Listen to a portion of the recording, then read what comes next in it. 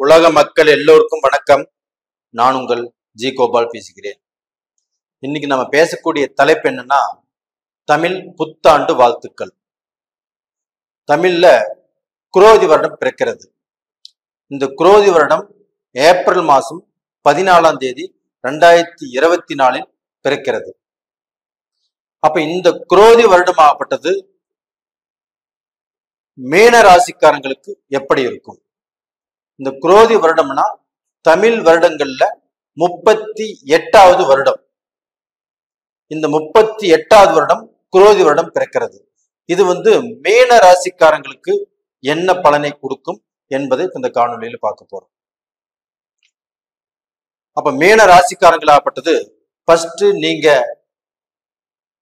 நடக்கக்கூடிய காரியமாகப்பட்டது லட்சுமி நரசிம்மரை நீங்க எங்க பார்த்தாலும் கண்டிப்பாக கும்பிட்டு வாங்க. ஏன் சொல்றேன்னா, உங்களுடைய ஜென்மத்திலேயே ராகு பகவான் இருக்கிறாங்க. அதே சமயத்துல உங்களுக்கு இந்த 7.5 சனி ஆரம்பம். அப்ப இந்த 7.5 சனி ஆரம்பிக்கிறதுனால லட்சுமி நரசிம்மரை நீங்க கும்பிட்டு வர்றது எங்க பார்த்தாலும் சரி, உங்களுக்கு டைம் கிடைச்சா போய் கும்பிட்டு வந்துருங்க. இல்லை இந்த லட்சுமி நரசிம்மருடைய காயத்ரி மந்திரத்தை நீங்க கேட்டு வாங்க. இப்படி செய்யும் போதுதான் உங்களுக்கு வரக்கூடிய அந்த பிரச்சனைகளிலிருந்து நீங்கள் தப்பித்துக் கொள்ளலாம். அது போக உங்களுக்கு இந்த கழுத்திலிருந்து தலை வரைக்கும் இருக்கக்கூடிய அந்த ஆர்கான்ஸ் ஆகப்பட்டது உங்களுக்கு பாதிக்கக்கூடிய அளவுக்கு வாய்ப்புகள் இருக்குது. அப்ப அதை நம்ம ரொம்ப கவனமாக பார்த்து கொள்வது நல்லது.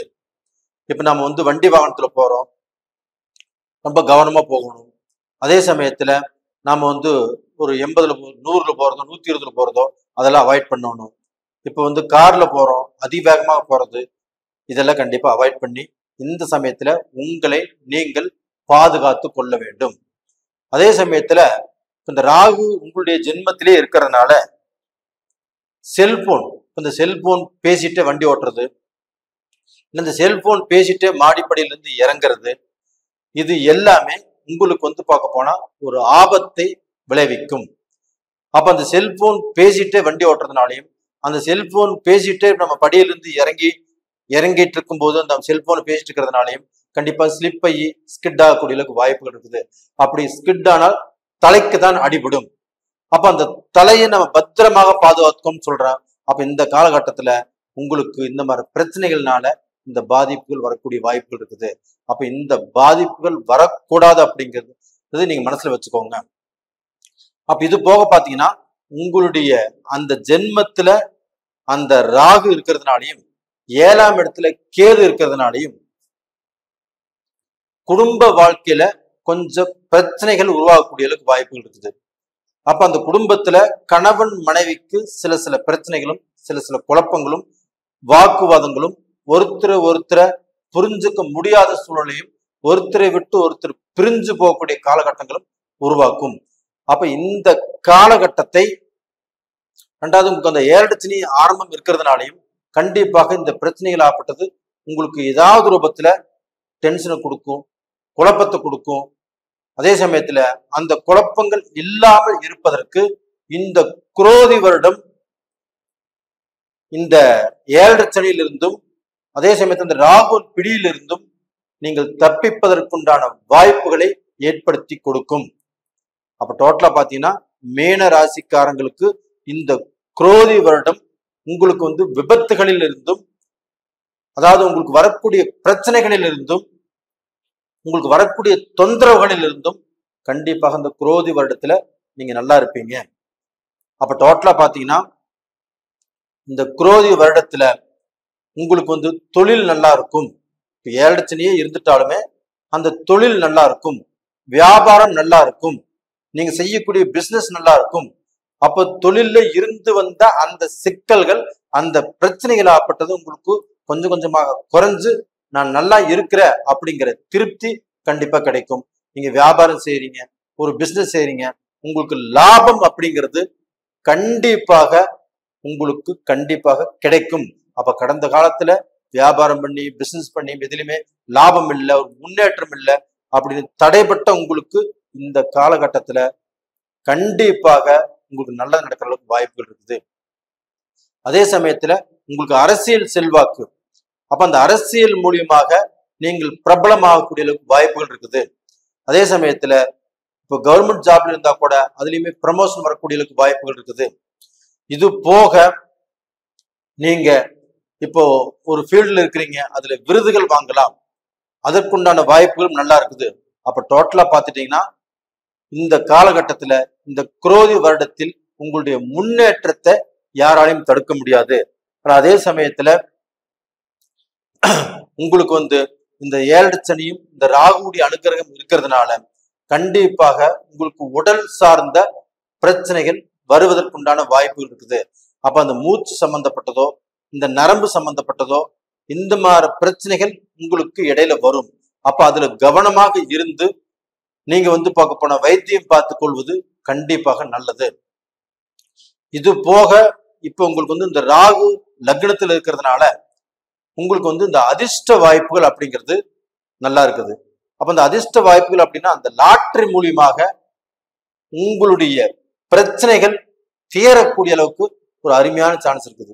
இப்ப தமிழ்நாட்டுல விற்கிறது இல்ல, வேற ஸ்டேட்ல இல்ல வேற நாட்டுல கண்டிப்பாக இந்த வாய்ப்புகள் இருக்குது. அப்போ உங்களுடைய ஜென்ம ஜாதகம் நல்லா இருந்துச்சுன்னா, அதுல நடக்கக்கூடிய தசா புத்திகள் நல்லா இருந்துச்சுன்னா, இந்த லாட்டரினால கண்டிப்பாக உங்களுடைய பிரச்சனைகள் தீரக்கூடிய அளவுக்கு வாய்ப்பு இருக்குது. ஒரு அதிர்ஷ்டத்தை நீங்கள் அடைய போகிறீர்கள். அப்போ டோட்டலா பாத்தீங்கன்னா இப்ப வெளிநாடு, சிங்கப்பூர், மலேசியா, இப்போ கனடா, ஆஸ்திரேலியா, லண்டன், ஸ்பெயின் இந்த மாதிரி கண்ட்ரில நிறைய பேர் இருக்கிறாங்க. இப்ப இவங்களுக்கு எல்லாமே வாய்ப்பு இருக்குதானா? நிச்சயமாக இருக்கிறது. அப்போ உங்களுடைய வாழ்க்கையில இந்த லாட்டரி நம்மளுக்கு அடிச்சா நம்மளுடைய பிரச்சனைகள் தீரும் அப்படின்னு நினைச்சு எத்தனை பேர் இந்த லாட்டரி வாங்குறவங்க இருக்கிறீங்க. அத்தனை பேருக்கும் இதற்கு முன்னாண்ட அந்த வாய்ப்புகள் கிடைக்கல. இப்போ இந்த மீன ராசியில் உள்ளவங்களுக்கு அந்த வாய்ப்பு இருக்கிறதுனால கண்டிப்பாக நீங்க வாங்கலாம், பயனடையலாம். இது போக பாத்தீங்கன்னா நீங்க அந்த நாட்டுல சிட்டிசன்ஷிப் ஆகணும், அதற்கோசரம் நீங்க முயற்சி பண்ணிட்டு இருக்கிறீங்க. கடந்த காலங்களில் தடைபட்டு போச்சு, இந்த காலங்களில் நடக்குமானா கண்டிப்பாக நடப்பதற்குண்டான வாய்ப்புகள் இருக்குது. கண்டிப்பாக நீங்க முயற்சிகள் பண்ணலாம். அப்படி முயற்சி பண்ணி நீங்க அந்த நாட்டு சிட்டிசன் ஆகக்கூடிய வாய்ப்பு இருக்குது. ரெண்டாவது உங்களுக்கு இடமாற்றங்கள்.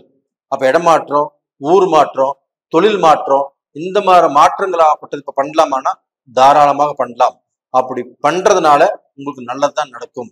அப்ப டோட்டலா பாத்தீங்கன்னா வீட்டை மாத்துறதோ இல்ல ஊரை மாத்துறதோ இல்ல டிஸ்ட்ரிக்ட் மாத்துறதோ இல்ல வேற கண்ட்ரிக்கு போறதோ இது எல்லாமே நல்லபடியாக நடக்கிறதுக்கு வாய்ப்புகள் நல்லா இருக்குது. அதே சமயத்துல இந்த காலகட்டத்துல உங்களுக்கு திருமணங்கள் நடக்கிற அளவுக்கு வாய்ப்புகள் இருக்குது. அதே சமயத்துல நீங்க ஆசைப்பட்ட பெண்ணையே திருமணம் செய்யலாம்.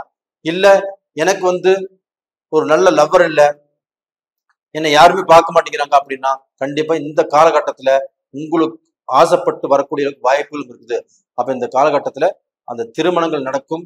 ரெண்டாவது பார்க்க போனா எனக்கு பெண் துணை இல்லை, ஆண் துணை இல்லை அப்படிங்கிறவங்களுக்கு அந்த வாய்ப்புகள் கிடைக்கும்.